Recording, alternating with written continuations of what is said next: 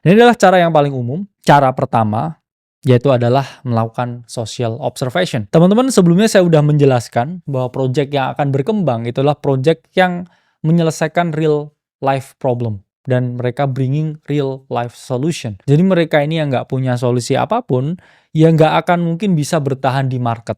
Dan ketika teman-teman ini orang yang nggak tahu apapun tentang dunia ya, atau orang yang cenderung cuek ya dengan segala hal, yaitu teman-teman nggak akan bisa ya melakukan naratif trading ini dengan cukup oke. Karena biasanya orang yang cuek dan nggak memperhatikan sekitar, yaitu biasanya mereka nggak bisa manifestasi keuntungan apapun. Pertama ini kalau teman-teman mau melakukan yang namanya naratif trading, teman-teman harus jago melakukan yang namanya social observation atau melakukan pengamatan sosial. Pengamatan sosial ini bukan berarti ya teman-teman ini harus turun ke jalan jadi aktivis, terus lihat keadaan di masyarakat, enggak. Jawabannya, teman-teman bisa melakukan social observation dengan membaca banyak berita, banyak jurnal, banyak penelitian tentang isu-isu sosial apa yang terjadi di dunia saat ini. Saya bilangin di dunia, nggak hanya di Indonesia. Mengapa? Karena market kripto ini market yang global. Masalah yang ada di Depok di sini, ini nggak ada kaitannya dengan masalah tentang kripto. Jadi teman-teman harus paham. Kalau teman-teman melihat ya sektor apa yang mau naik, ya teman-teman lihat masalah sosial yang ada di dunia, yang ada di global saat ini. Nah, saya breakdown menjadi 3 hal untuk melakukan yang namanya social observation ini, untuk melakukan analisa naratif. Pertama, teman-teman harus menumbuhkan empati. Jadi teman-teman harus sadar sebagai seorang makhluk sosial, ada yang namanya masalah di dunia ini. Dan kadang mungkin masalah tersebut nggak sampai ke kita secara langsung atau bahkan ke telinga kita. Tapi teman-teman harus paham bahwa banyak sekali orang yang memiliki masalah di dunia ini. Dan ketika kita menumbuhkan empati kita terhadap suatu masalah tertentu, maka akan lebih aware lagi kita terhadap situasi yang terjadi di dunia ini. Karena saya punya banyak sekali teman yang mana saya tanya nih, kamu tahu nggak sekarang ada tarif dan lain sebagainya? Dia nggak tahu, teman-teman. Mengapa? Ya karena dia nggak tumbuh empati.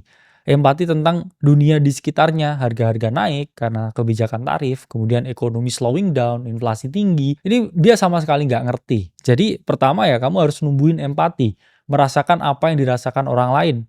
Atau mungkin orang tuamu sendiri, rasanya gimana dengan keadaan ekonomi yang ada sekarang. Dua, kamu harus bisa mendefinisikan masalah. Nggak ada api, nggak ada asap kalau nggak ada api. Jadi teman-teman harus tahu kenapa bisa muncul masalah tersebut. Oke? Dan baru teman-teman harus bisa definisikan lagi gimana cara menyelesaikan masalah tersebut. Antara kita menciptakan sesuatu atau kita berinvestasi pada sesuatu yang menciptakan solusi akan masalah tersebut. Jadi either you invent or you invest. Kalau misalkan ada suatu masalah tertentu, banjir misalkan, tapi teman-teman di sini nggak bisa invent ya suatu teknologi khusus untuk melakukan manipulasi arus sungai dan lain sebagainya. Ya kamu bisa berinvestasi pada perusahaan yang menciptakan teknologi tersebut supaya masalah banjir ini contoh ya ini bisa terselesaikan.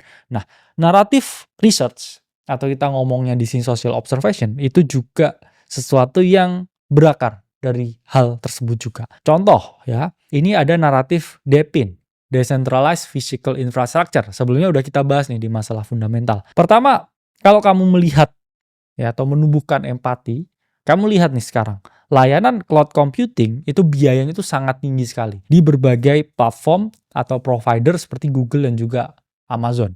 Ini sangat costly ya, biayanya sangat tinggi sekali. Kalau kamu definisikan masalah mengapa DePIN bisa tercipta, jawabannya adalah biaya yang mahal tersebut dari Google, dari Amazon, itu disebabkan oleh sentralisasi yang sangat tinggi. Apa itu maksudnya sentralisasi? Ya Google sendiri yang punya pricingnya karena dia yang punya produknya.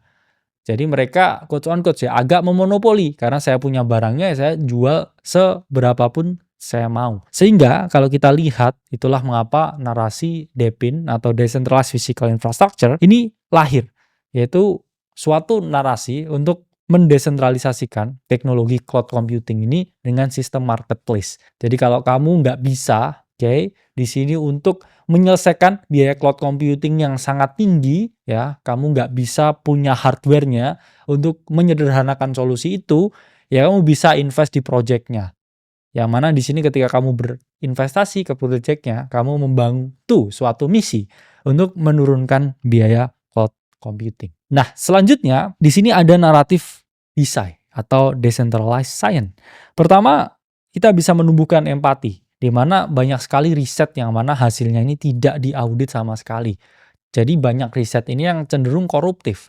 Mengapa? Karena riset ini nggak ada pihak-pihak tertentu yang mengawasi, mengaudit hasil risetnya. Begitu juga dengan insentif base dari para penelitinya.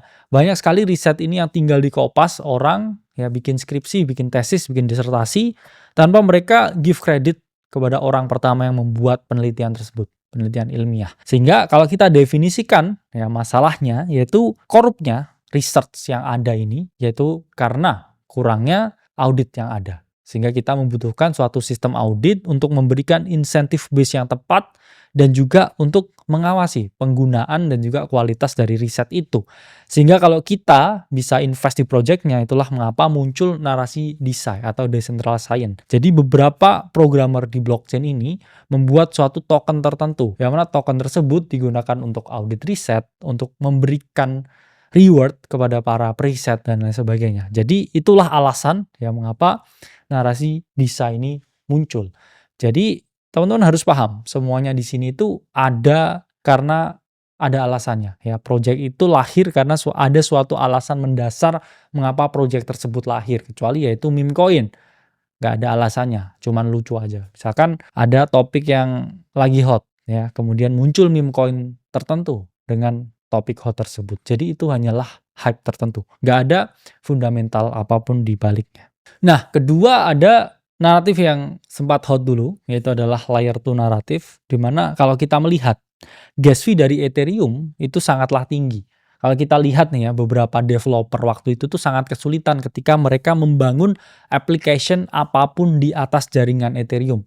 Mereka merasa bahwa hanya swap dikit, hanya confirm transaction dikit, hanya memindahkan duit sedikit, itu membutuhkan biaya yang cukup tinggi.